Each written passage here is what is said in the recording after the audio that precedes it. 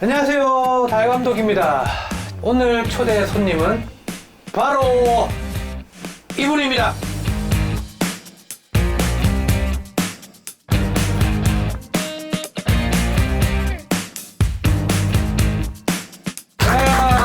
반갑습니다. 반갑습니다. 야, 이게 늘 보는 얼굴인데 또 이 방송을 하려니까 조금 또 이렇게 또 화면으로도 이렇게 하니까. 그러니까 어색하긴 하네요. 또 저희 집에서. 네. 저기 이제 피식대학 3부작이라고 저는 표현합니다. 트릴로지.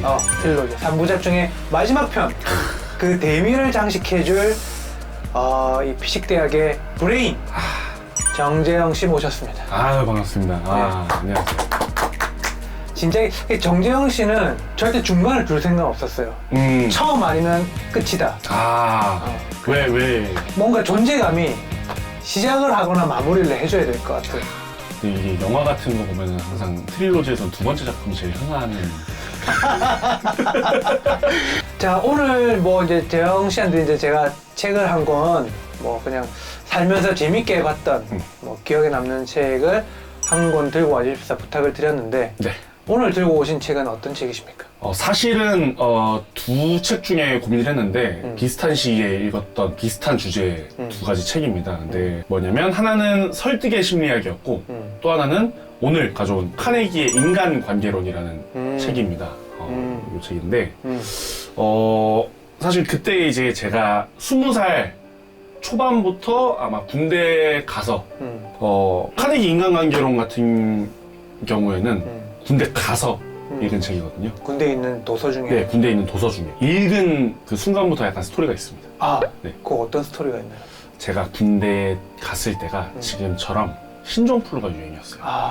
부대 자대 배치를 딱 받았는데 바로 자대 생활을 한 게 아니라 2주 격리라고 해서 그 도서관 같은 되게 작은 방이 있었어요. 약간 자가격리를 당했네요. 네네. 간부님들 옷 갈아입고 뭐 저기 책 꽂아져 있는 그런 약간 작은 아주 사무실에서 융침대 깔고 거기서 이제 2주 동안 생활하고 있었거든요. 근데 아무것도 하는 게 없으니까 옆에 책꽂이에 책이 이렇게 막 꽂혀 있잖아요.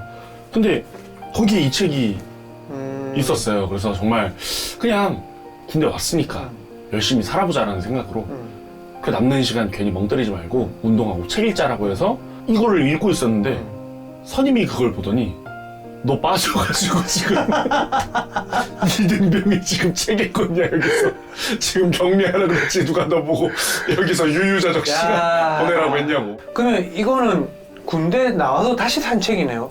요거는 이제 다시 나와서 군대 나와서 다시 산 책. 그만큼 본인한테는 맞았다라고 볼 수 있어요. 그렇기도 하고 사실 어떻게 보면 자기계발서의 바흐 같은 책, 자기계발서의 거의 지저스 같은 책. 저번에 용주 형이 성경이라고 했듯이 인간관계나 아니면 그냥 삶 자체에서 조금 조언, 도움, 지침서 같이. 지침서처럼 되게 단편적인 인간관계보다 그 다음을 생각해서 인간관계를 하려면 이렇게 해야 되는구나라는 그런 방법론적인 것들이 되게 많이 들어가 있거든요. 약간 현실 지침서 같은 느낌이라 가지고 그래서 되게 쉬웠어요. 뭐 좀 어렵게 막 뭐 모호하게 표현한 게 아니라 그냥 대놓고 얘기를 해서 되게 방법론적이에요. 상대방을 설득할 수 있는 지름길 뭐 이런 것도 있고 적을 만드는 방법과 그것을 피하는 방책해서 그냥 구체적이고 디테일하게 그냥 이런 것들이 나와 있어서 사회생활 초창기에 이 책을 어떻게 운 좋게 읽어가지고 사실 그런 것들이 좀 도움이 많이 됐던 것 같아요. 근데 이제 이 안에서 얻은 것 중에 되게 큰 부분 중에 하나라고 하면은 어떻게 보면 이것도 인간관계론도 전 그 아까 얘기했던 설득의 심리학이랑 좀 맞물려서 사람을 설득하는 거라고 좀 생각을 하거든요. 인간관계가. 근데 이게 설득을 하기 위해선 논리가 아니라 우선은 전 논리라고 생각했는데 설득 자체가 논리가 아니라 감정이 먼저다. 공감해주고. 뭔가 그러니까 이기려고 드는 게 아니라 함께라는 어떤 그런 연대의식, 그런 공감의 그런 부분에서 감정을 더 중요하게 생각하는 게 맞다라고 좀 책에서 좀 배웠고 내가 얻고 싶은 게 있으면 더 많이 줘야 되고 사실 주는 게 아니라 받은 걸 갚은 거다라는 그런 식의 인간관계를 좀 이 책과 그런 살면서 좀 얻게 됐죠. 가치관을. 인간관계에 대해서 정재영의 인간관계론이라고 할까? 나는 내 나름의 어떤 기준 있을까요? 사회생활하면서. 제일 큰 거는 아까 얘기했던 그게 좀 컸어요. 그러니까 갚는다라는 마인드로 했던 것 같아요. 그 스탠드업 코미디 씬에서 맨 처음에 이제 모르는 분들이 찾아와가지고 같이 공연을 꾸렸을 때도 그분들 입장에서는 사실 이제 되게 무대를 공짜로 제공해줬다라고 생각할 수도 있지만 저는 어떻게 보면은 공짜로 그분들의 그 컨텐츠를 이용해서 이 무대를 채웠다라고 저는 생각했기 때문에 뭐 그러니까 1대1 교환도 아니고 그냥 이 사람들이 없으면 이게 성립이 안 되는 거라고 저는 생각을 했어요. 만약에 내가 저 사람 위치라면 저 사람들은 혼자서도 할 수 있는 건데 굳이 여기 와서 나한테 제공을 해줬고 그럼으로써 난 빚을 졌다. 그러니까 뭘 해도 고마운 사람들이다. 라는 어떤 그게 약간 항상 다른 데 가서 해도 약간 그런 식의 느낌으로 저는 다 인간 관계를 하니까 약간 질투심이 안 생긴다고 해야 되는 게 맞는 것 같아요. 네. 질투심이나 나 저 사람한테 받아야 되는데 이런 마음이 내 스스로 싹 트지가 않으니까 제가 멘탈이 그래서 좀 좋은 것도 있거든요. 과거에 이제 본인 지금 위치에 없을 때 네. 완전히 진짜 생무명일 때 주변에 잘 나가는 분들의 어떤 인간관계 행태나 보면서 배워야 되겠다, 배우면 안 되겠다 어떤 대표적인 그렇죠. 대표적인 것 중에 하나는 좋은 점 중에 하나는 박영진 선배 같은 경우는 힘든 일 특히 물론 경조사 다 포함해서 되게 항상 먼저 가주는 그런 미담이 되게 많이 퍼져 있어요. KBS 개그맨 안에서는 그런 걸 보면서 되게 힘든 일이 있을 때 먼저 행동해 주는 거, 그러니까 먼저 알아서 몸이 먼저 가 있는 그런 것들 보고 저거는 정말 사회생활에 있어서 정말 되게 큰 부분이다라고 저는 생각을 하거든요. 그런 힘들 때 먼저 연락을 해주는. 플러스 좋을 때 무슨 좋은 일이 생겼을 때 좀 내일이다라고 생각할 수 있는 그런 마인드. 저 사람이 잘 돼야 나도 잘 돼.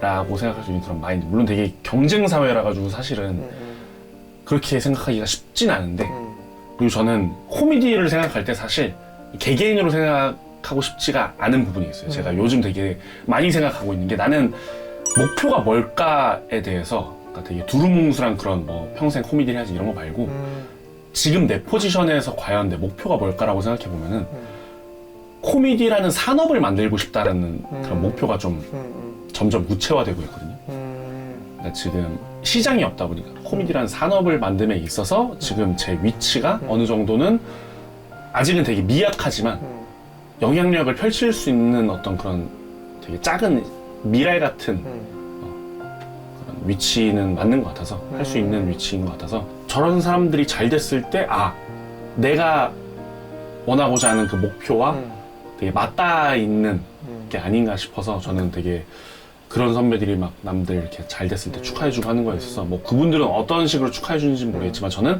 이게 지금 잘 되고 있는 거니까 당연히 축하해주는 게 맞고 솔직히 축하해주면서 나도 기쁘고 약간 그런 마인드를 좀 배웠던 것 같아요. 안 좋았던 점은 약간 바라는 거. 그냥 자기가 먼저 그냥 좀 어떻게 해주길 바라고 얻어먹으려고 하고 이런. 그렇죠. 그러니까 그게 단순히 그냥 빌붙는 그런 느낌이 아니라 사실 그냥 단순히 빌붙는 거면은 충분히 그냥 저는 그럴 수 있다고 생각해요. 그냥 대놓고 베푸는 순간 베풀었어 하고 티를 내는구나. 언젠간 받을 거야 라는 식의 그런 어떤 마인드는 그거는 정말 내 스스로도 누군가에게 선물을 주면 진짜 까먹어야겠다. 그리고 플러스 뭐 친구나 뭐 가족이 만약에 뭐 돈을 빌려달라 그러거나 뭘 한다 그럴 때는 내가 그냥 줄 수 있는, 그러니까 빌려주는 게 아니라 줄 수 있는 선에서 주고 안 받을 생각을 하는 게 맞겠다. 그냥 끊어버리니 그렇게 그냥. 네네네. 그런 안 좋은 경우들을 좀 많이 봐서 사실 특히 돈 관계나 아니면 뭔가 주고 나서 다시 받는 거에 대해서 만약에 그러니까 제가 빌리는 경우라고 하면 무조건 갚아야죠. 이자를 더 쳐줘서 갚아야 되겠지만 네, 그래도 이제 제가 뭔가 줄 수 있는 입장이라면은 줬을 때도 바라지 말아야 되고.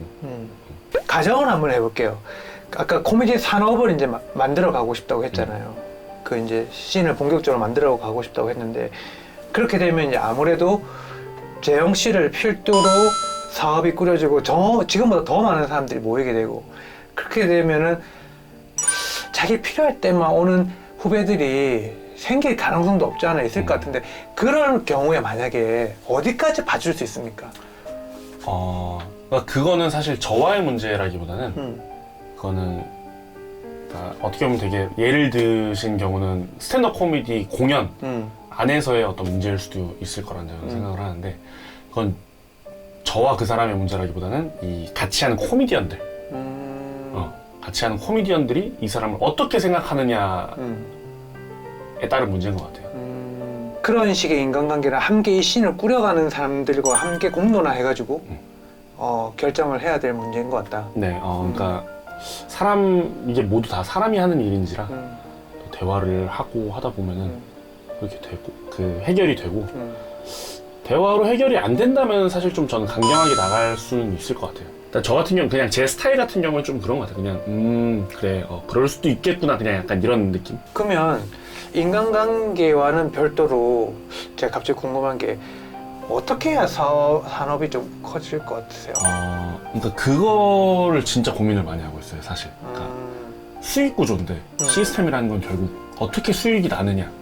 그래서 그 수익이 난 걸로 어떻게 또 새로운 컨텐츠가 나와서 또 새로운 인물들이 돈을 벌고 소비자가 또 돈을 쓰고 어떻게 하면 돈을 쓰게 할 것이냐인데 지금은 시대가 변하고 있는 시대라 가지고 사실 예전 같으면 공연이라고 그냥 쉽게 생각했을지 몰라도 지금은 또 유튜브라는 새로운 컨텐츠 플랫폼이 생겨서 어떤 식의 플랫폼이든 예를 들면 유튜브에서 뭔가 피식대학처럼 꽁트를 만들어서 뭔가 거기서 그 멤버들이 이제 스타가 되고 그 스타들이 또 새로운 사람들과 함께해서 그 사람들이 또 스타가 되고 또 그걸 보고 다른 채널에서 또 벤치마킹해서 그 다른 채널에서 또 스타가 나오고 해서 뭐 그렇게 코미디 컨텐츠들이 막 늘어나는 그것도 뭐 하나의 이상이라고 생각하긴 하는데 제일 좋은 건 사실 아이돌 그룹이나 가수들처럼 되는 거죠. 제가 생각할 때는 약간 가수들처럼 진짜 디지털 음원 같은 그런 것들 앨범을 내고 약간 이런 것들 예를 들면 뭐 꽁트를 하게 되면 개그 콘서트에서 뭐 한 100편씩 찍어내고 그러잖아요. 근데 딱 10편만 해서 앨범처럼 뭔가 딱 낸다던가 DVD처럼 낸다던가 아니면 넷플릭스나 뭐 어디 이렇게 딱 배급을 한다던가 그래서 올해 코미디 앨범상 뭐 꽁트상 뭐 만담상 뭐 최고의 뭐 코미디언 아니면 뭐 최고의 펀치라이너 최고의 뭐 셋업 뭐 이런 거 하거나 아니면 최고의 스탠드업 이렇게 해서 생기고 사람들이 그거를 보기 위해서 요즘은 또 구독 경제가 새로 이제 태어나가지고 유튜브처럼 그냥 소비할 수도 있겠지만 뭔가 어떤 플랫폼에 돈을 내서 거기서 보게 되거나 아니면 어쨌든 돈을 쓰게 되는 거죠. 그걸로 이제 컨텐츠를 보고 싶어서 옛날에는 그냥 공짜로 어떻게 보면 공짜죠. 개그 콘서트 그냥 TV 틀면 나오면 볼 수 있었던 거에 반해서 이제는 코미디도 내가 웃으려면 돈을 내고 봐야 된다라는 그 인식이 컨텐츠에 대한 네. 그 인식이 심어진 게 내가 이 웃는다는 거의 가치가 생각보다 되게 귀하구나라는 그 마인드가 조금 이 보통 사람들의 마인드에 박히는 순간이 아마 코미디 시장이 생기는 그런 순간이 아닐까 생각합니다. 웃고 싶어서 돈을 소비하는. 왜냐면 지금은 사실 웃고 싶어서 돈을 소비하는 그 세상은 아니거든요. 그냥 흘려 지나가듯이 그냥. 그냥 뭐 모든 요소에 다 웃음은 있으니까. 네. 확실하게 저는 그거는 생각해요. 다른 컨텐츠에 섞여 있는 웃음과 코미디 장르 안에 섞여 있는 웃음의 그 농도는 깊이가 이루 말할 수 없다고 저는 생각을 합니다. 차이가. 이거 보시는 분들은 잘 모르시는 분들이 계실 텐데 참고로 이제 미국 같은 경우는 여러분이 잘 아시는 그래미 음원 시상식에 코미디 부분이 있어요. 그래서 유명한 데이브 샤펠이라는 흑인 스탠드업 코미디언은 그래미 시상식에서 그래미 상을 받은 우리 여기 정재영 씨가 말하는 그런 식의 어떤 코미디언들이 국가 산업적으로 인정받는 어떤 그런 시스템이 한국에도 구축돼야 된다. 그런 이제 말씀을 이제 해주셨기 때문에 그 정도는 배경 지식으로 알고 있으신 게 좋을 것 같아요. 저도 너무 굵어가지고 지금 요만큼 요 책이 말하고자 하는 거는 너 직장 다니지 말고 사업해거든요.